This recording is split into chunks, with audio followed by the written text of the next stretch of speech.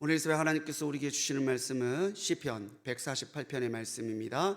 우리 드라마 성경으로 함께 묵상하시겠습니다. 제 148편. 할렐루야. 하늘에서 여호와를 찬양하며 높은 데서 그를 찬양할지어다. 그의 모든 천사여 찬양하며 모든 군대여 그를 찬양할지어다. 해와 달아 그를 찬양하며 밝은 별들아 다 그를 찬양할지어다. 하늘의 하늘도 그를 찬양하며 하늘 위에 있는 물들도 그를 찬양할지어다. 그것들이 여호와의 이름을 찬양하면 그가 명령하심으로 지음을 받았음이로다.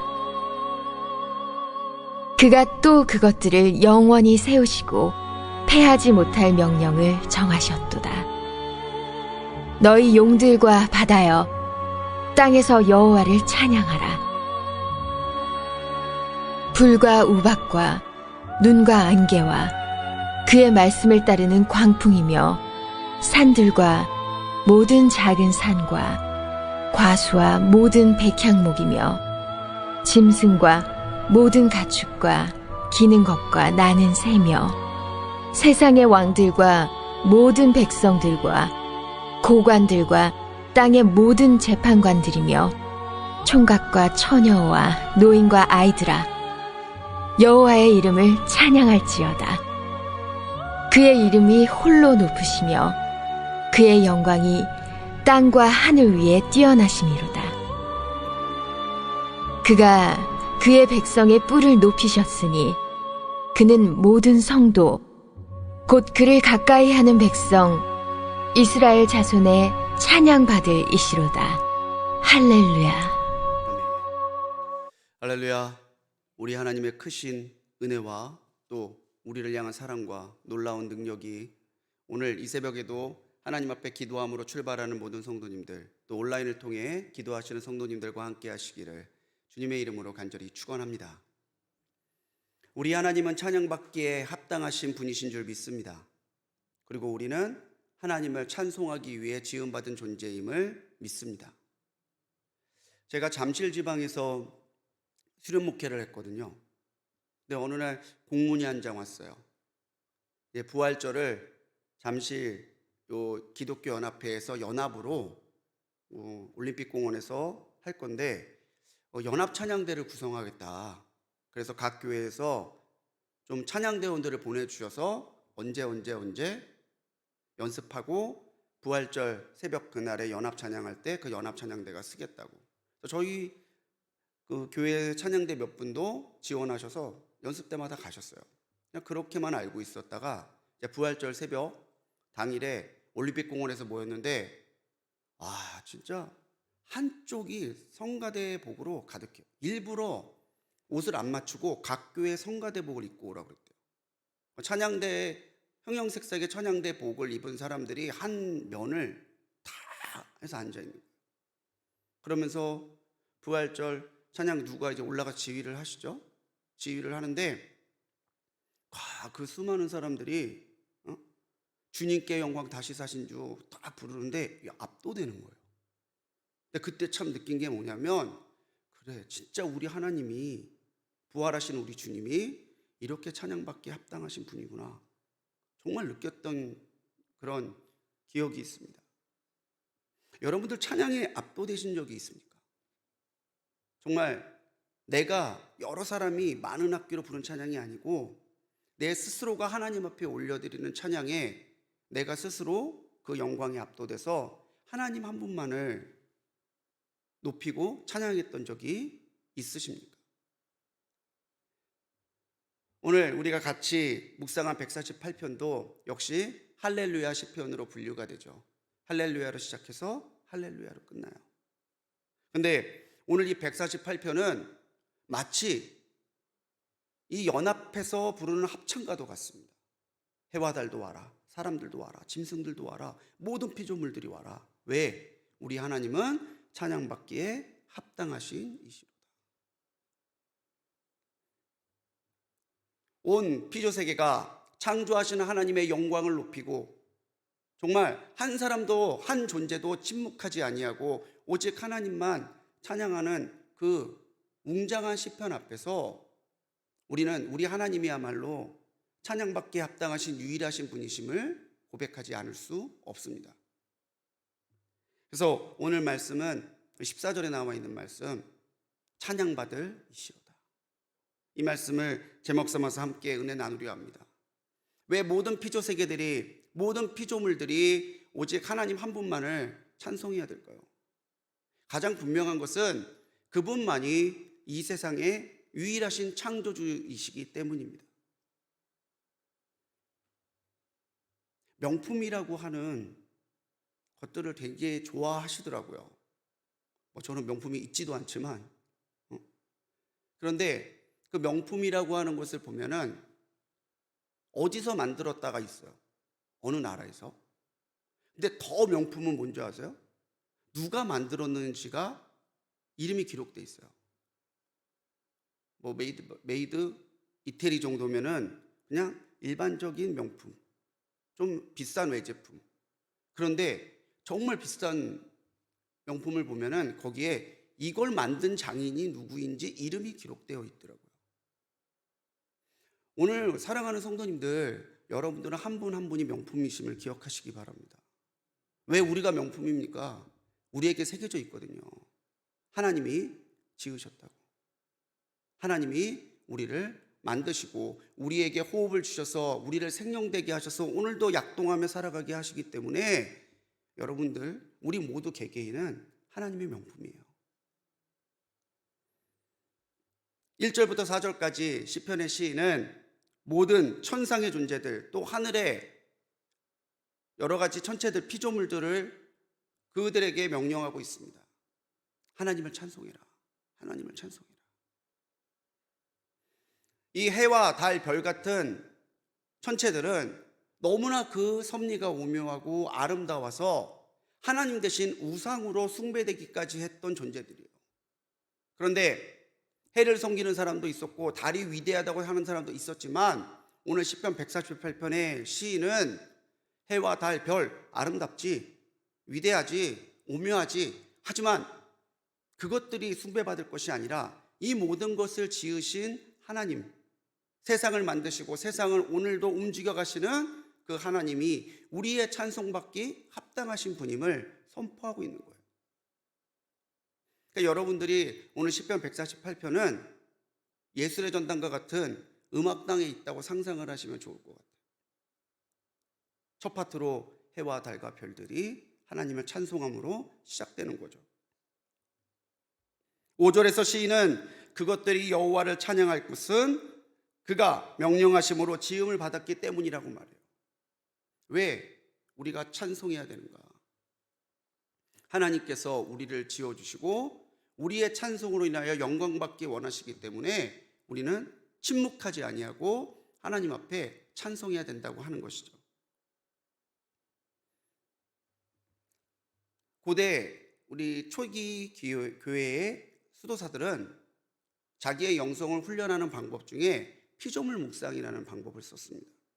그러니까 피조물을 계속해서 떠올리고 묵상하면서 이 피조물을 지으신 하나님을 기억하고 하나님 앞에 이 피조물을 지어가신 그 능력과 은혜를 찬송하는 거예요. 우리들이 야외 예배를 갑니다. 가면은 단골로 불리는 찬송이 뭘까요? 야외 예배 드릴 때. 다 야외 예배 한 번씩은 가보신 경험이 있으신 것 같아요. 여기 건물 안에서 어떤 공간 안에서 부르면은 그 찬송이 그렇게 맛이 없어요. 근데 야외에 나가서 참 아름다워라 하면 벌써 첫 소절에서 은혜가 쭉 들어와요. 왜요? 우리 눈에 보이잖아요. 어떻게 이 모든 걸 지으셨을까? 그리고 어떻게 이 나까지 생각하시고 지어주셨을까? 전도서의 마지막 12장에서 전도자는 말합니다. 너희 청년의 때에 너희 창조주를 기억하라. 우리가 기억할 수 있을 때, 우리가 찬송할 수 있을 때, 우리가 하나님을 위하여 내 힘에 한 자락이라도 보태드리고 하나님 앞에 드릴 수 있을 때 우리가 생각해야 되는 것은 창조주 하나님을 기억하는 거예요. 내가 어디에서 왔고 누가 나를 만드셨고 오늘도 나를 누가 이끌어 가시는지 우리가 묵상하고 그 안에서 하나님을 감사하고 찬송할 때에 우리의 삶은 그냥 태어났다가 죽는 찰나의 순간에 끝나는 인생이 아니라 하나님의 영광을 위하여 존재하고 하나님의 영광을 위해 드러나는 놀랍고 위대한 삶이 될 줄 믿습니다. 오늘도 세상을 지으시고 그 하나님의 숨결로 우리에게 생명을 주시며 이끌어 가시는 우리의 창조주 되신 하나님만을 소리 높여 찬송하는 우리 성도님들이 되시기 바랍니다. 그렇기 때문에 우리는요, 찬양의 사명을 받은 사람들이에요. 누구 한 사람만, 마치 노래를 솔샷까지 고음으로 올릴 수 있는 사람만 찬송하는 것이 아니라 하나님을 알고 하나님을 믿고 하나님을 사랑하고 하나님께 은혜 받은 그 누구라면 모두가 하나님을 찬송해야 되는 거죠.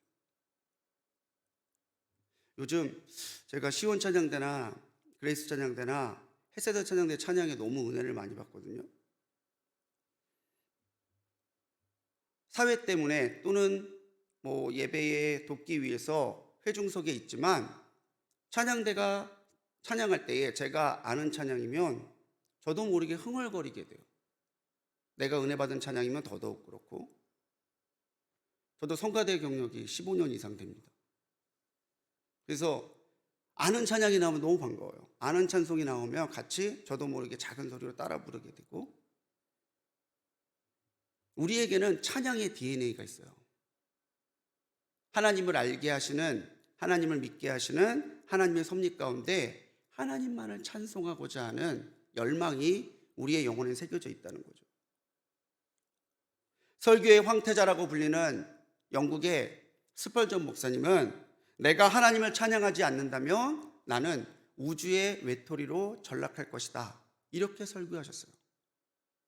모든 세계가 하나님을 찬송하고 있는데 만일 내가 찬송하지 아니하고 내가 만일 침묵하고 하나님께서 주신 찬송의 사명을 감당하지 않으면 나는 우주의 외톨이밖에 될 수 없다라고 스펄전 목사님은 말하는 거죠. 시편 43편 21절에서 하나님께서 우리를 창조하신 목적이 분명하게 기록되어 있습니다. 이 백성은 내가 나를 위하여 지었나니 나를 찬송하게 하려 함이니라. 아멘. 신앙생활하고 또 목회하다 보면요, 저한테 그렇게 물어보시는 분들이 있어요. 목사님, 저는 왜 태어났을까요? 저는 왜 사는 걸까요? 내가 왜 살아야 되는지 모르겠어요. 내가 뭘 하고 살아야 되는지 모르겠어요. 근데 그때 제가 드리는 권면 중에 하나가 이사야 43장 21절이에요. 하나님 분명히 말씀하셨잖아요. 하나님을 찬송하라고. 내가 하는 것이 하나님께 영광이 된다면 하십시오. 내가 하는 것이 하나님 앞에 영광이 되지 아니하고 하나님의 영광을 가리고 덕이 되지 않는다면 절제하십시오. 그렇게 수많은 체크리스트들 가운데서 해야 될 것을 체크하고 해야 되지 않을 것을 지워나가면 내가 오늘 무엇을 가지고 하나님을 기쁘시게 할 것인지가 분명히 드러날 겁니다. 우리의 존재는 하나님과 연결되어 있을 때 의미가 있어요.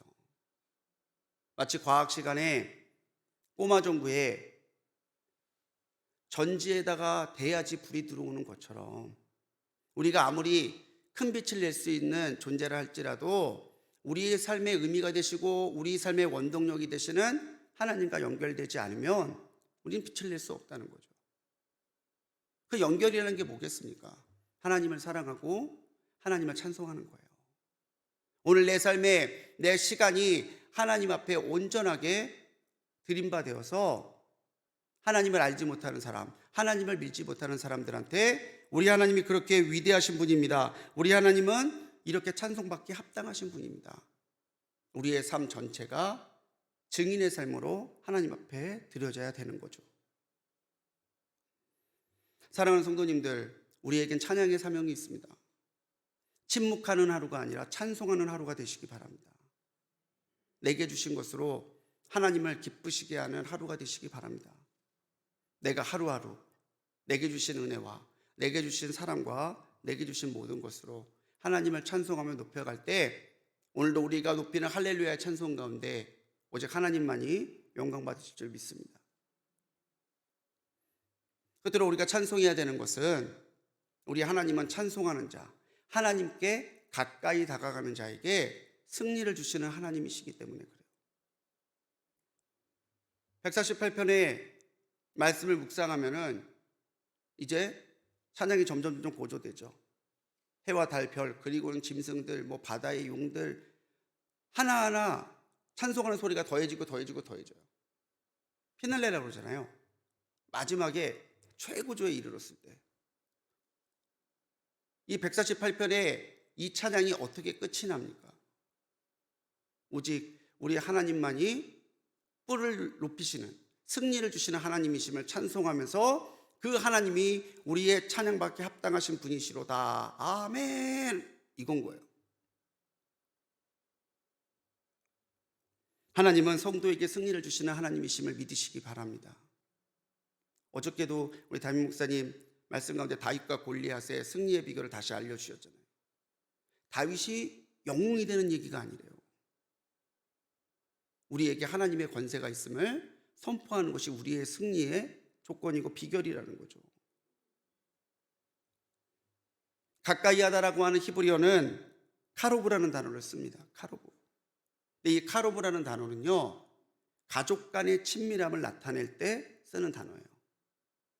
하나님을 가까이 하다, 그게 무슨 뜻이냐면 마치 아버지와 아들이, 어머니와 아들이, 가족들이 서로 가정 안에서 친밀해야 되는 것처럼 그렇게 가까워져야 된다는 거예요. 그래서 우리가 감히 하나님을 아바 아버지라 부르고 예수님을 나의 구주라 부르고 성령님이 오늘로 나와 함께 하신다고 고백해요. 하나님이 다가와 주셨고 우리가 하나님 앞에 다가갈 때에 그 친밀한 가운데는 사단도 끼어들 수 없는 하나님과 우리 사이의 교제요, 하나님께서 우리에게 주시는 능력이 된다는 것이죠. 우리가 어떻게 하면 승리할 수 있습니까? 하나님을 가까이 할 때 우리는 승리할 수 있다는 거죠. 야고보서 4장 8절 말씀은 우리에게 그렇게 권면합니다. 하나님을 가까이 하라. 그리하면 너희를 가까이 하시리라.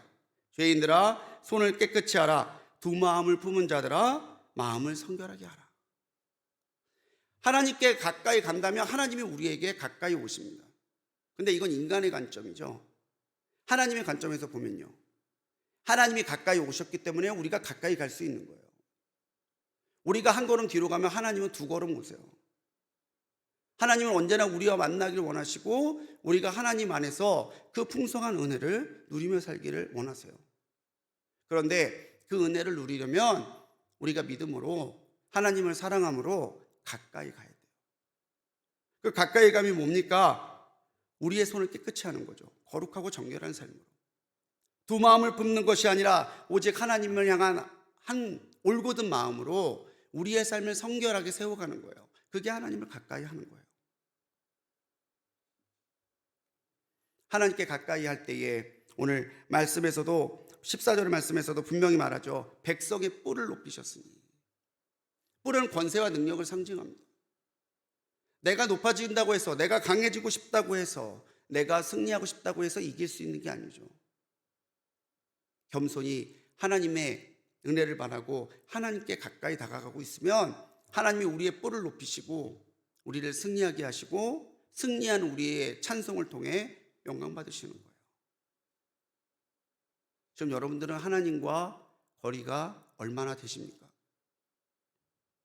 임마누엘, 하나님은 언제나 우리와 동행하신다고 성경에서는 말하고 있는데 과연 나는 주님이 나와 함께 동행하고 교제하시는 임마누엘의 삶을 살고 있는지, 오늘도 내 옆에 동행하시는 주님의 존재를 느끼고 그 주님과 영적으로 친밀하게 교제하고 계신지요. 하나님께 가까이 다가가시는 하루가 되시기 바랍니다. 가까이 가면 갈수록 하나님은 가까이 오시고 하나님은 그 놀라운 사랑과 은혜로 우리를 승리하게 하실 줄 믿습니다. 오늘도 우리 하나님을 할렐루야 소리 높여 찬송하며 하나님의 영광을 드러내는 복된 하루를 살아가시기를 간절히 축원합니다. 어디에서나 우리 하나님만이 찬양받기에 합당하신 유일하신 하나님이시로다. 우리의 선포와 우리의 찬양 가운데 하나님은 임재하시고 하나님은 역사하시고 하나님은 영광 받으실 줄 믿습니다. 기도하시겠습니다. 할렐루야. 우리에게 역사하시고 우리의 찬송받기에 합당하신 하나님, 하나님께만 모든 영광 올려드립니다. 하나님, 오늘 우리가 우리의 창조주 되신 하나님, 우리에게 찬양의 사명을 주신 하나님, 우리에게 승리하도록 우리를 가까이 불러주시는 하나님을 소리 높여 찬송하는 하루가 되게 하여 주시옵소서. 우리가 침묵하지 아니하고 하나님의 주신 은혜와 하나님이 주신 역사로 인하여 하나님을 찬송할 때에 그 백성의 찬양 가운데 임재하시고 그 찬송을 받으시고 그 찬송으로 주님 하나님의 하나님 되심을 이 세상 가운데 드러내며 나타내시옵소서. 오늘도 우리가 하나님만을 찬송하는 복된 삶이 되도록 우리를 인도하시고 우리와 임마누엘 동행하여 주시기를 간절히 기도합니다. 오늘 새벽전에 드린 귀한 예물도 있습니다. 나의 갈 길 예비하시는 주님의 사랑에 감사하여 드리는 예물에 주님의 몸된 교회에 더 든든히 세워지기를 기도하며 드리는 요셉의 창고 헌금에 속회 모임에 또 사랑하는 손주들의 이름을 적어 주님 앞에 올려드리며 주님의 손에 덮여짐을 간구하는 1,000번째 헌금에 주님 일일이 기억하시고 응답하셔서 예물에 담겨있는 믿음과 기도대로 응답하여 주시옵소서. 오늘도 모든 피조물들이 하나님을 찬송하는 이날에 나 역시 하나님을 찬송하는 소리로 동참하고 하나님의 영광만을 드러내며 살아가도록 인도하실 줄 믿사옵고 우리를 구원하신 예수님의 이름으로 간절히 기도드렸습니다. 아멘.